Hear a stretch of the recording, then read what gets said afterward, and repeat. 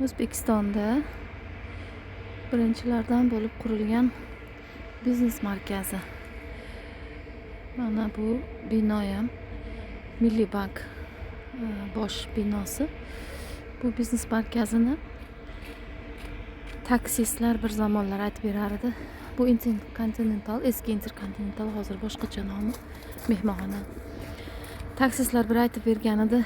Buni turklar juda ham zo'r qilib qurgan, puxta qilib, bu yerdan har kuni qurilish ishlaridan uyga ketayotgan har bitta ishchini cho'ntaklari, hamma narsasi tekshiruvdan o'tib chiqarilgan. Hech kim hech narsa o'g'irlamagan deb aytishar edi. Endi ishongim keladi shu gapga. Boshqa joylardagilar o'g'ri demoqchi emasman. Men o'zim shu yerda Jahon bankini ofisi bo'lardi. Adashmasam ular ko'chishdi. O'sha yerda men 1-2 yil ishlagan paytim konsultant bo'lib, adashmasam 15-qavatda edi.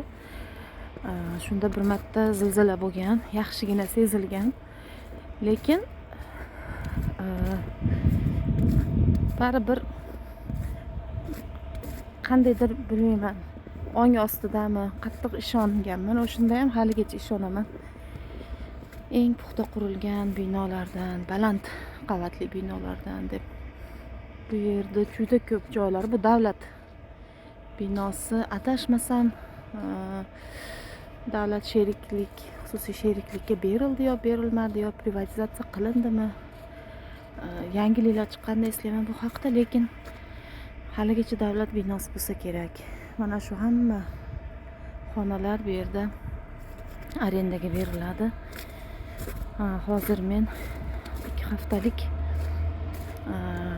to'g'ri 8 kunlik, bir haftada 4 kun, ikkinchi haftada 4 kun amaliy iqtisodiyot kursiga qatnayapman. Ishdan keyin avtobusda chiqib kelyapman.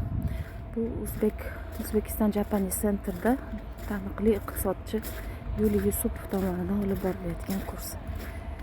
Juda ham ma'noli, juda ham kerakli ma'lumotlarga boy, qiziqarli, turli soha vakillari, studentlar ham, talabalar ham bor, kelib o'qishyapti. Shu yana bir chiroyli qorli kun. Alhamdulillah.